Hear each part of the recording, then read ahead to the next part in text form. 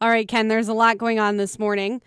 An interesting story. Maren Morris has a new gig. Do you have any idea what it could be? You probably won't guess it. Maren Morris is a new gig. Yeah. Okay. She has signed a modeling contract with Wilhelmina Agency, which is a huge modeling Yeah, I've heard of them, agency. actually. Yeah, right. It's huge. So she said, for me to be their first country music signing is incredible, and I think it will certainly bring country music and its artists into the conversation with the high fashion world. And she said she really does like fashion, and you can tell she always...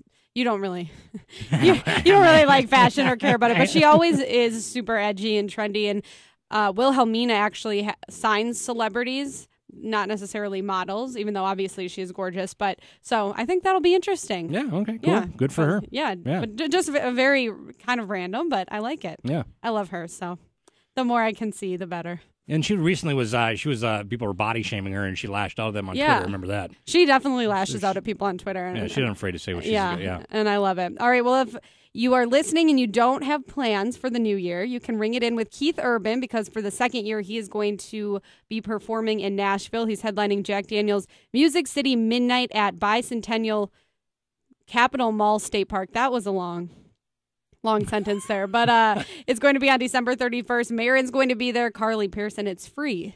So, and there's going to be extra security measures, but that sounds like a good way to ring in New Year's. It is my birthday, so maybe I need to there just you go. Yeah, maybe head over trip. to Yeah, there you head go. over. I went there a few months ago. Very fun. Yeah. And I do want to give a shout out to Jason Aldean, because he's been doing so much for the victims of Las Vegas, and he also raised money for Susan G. Komen. So he raised more than $300,000 for his annual Concert for the Cure. He's been working with them since 2004, but he actually gave a good chunk of his ticket sales from throughout the year. So he ended up raising $332,000 just in this year alone, and over the course of about 13 years, about $4 million.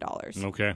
And Chris Young and Kane Brown were there too, but I feel like he's just been doing so much, giving back. So shout out to him for doing that. He obviously has a lot on his mind, but that's a lot of money. Yeah, so. well, that's good that he's supporting all those causes and then continuing to do that, Yep, I month of agree. October.